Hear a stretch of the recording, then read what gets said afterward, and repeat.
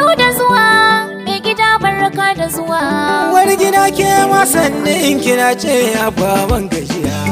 Ya aiki ka dawo kalau kawo kulkin nan na aje. Haba uwar gida yaya da haka.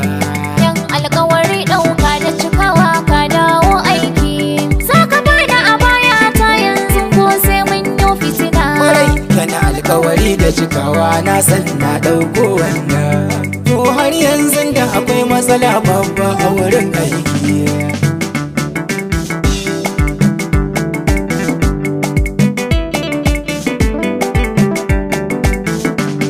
Yan alkawari ɗauka da cikawa ka dawo aiki.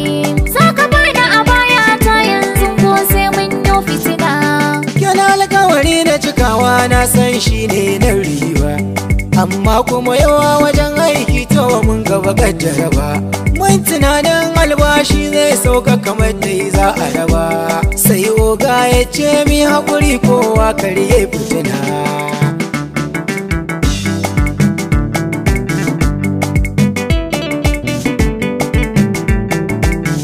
Ban san da wannan ba matsalar ka ce ni tawa a baya ce.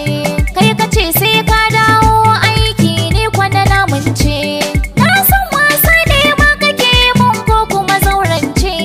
Maza ba na a baya ta ne kar da ka sani sawun sauna. Kwarai yana alkawari da cikawa na san na ɗauko wannan. To har yanzu da akwai matsala babba a wurin aiki.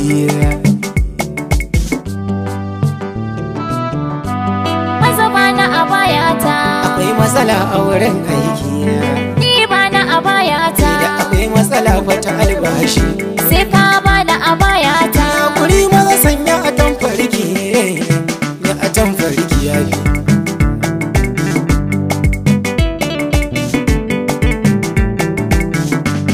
Wai ke mahatata mene nufin ki gane haka. Ba kya san zaman lafiya da ce a cikin ni gidan ba duka. Kin san na akwai hakuri ofisa ne ba na san duka. Shi zaman lafiya ai ya fi zama ɗan sarki bar fitina. Kin ji.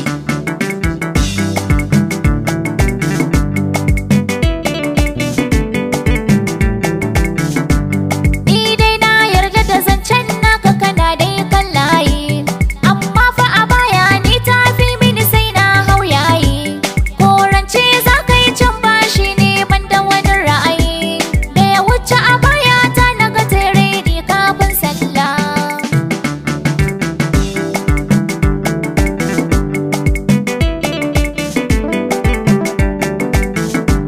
To shi kenan kwantar da hankali nake yar mama. Take-taken naki kawai da ni da ke sai mun rigima. Ni zaman lafiya shi ne burina don ban so a kuma. Rigimar wata za ta fi mun daɗi bari in fita ba matsala. In a baya sai kin sa ta kin ji.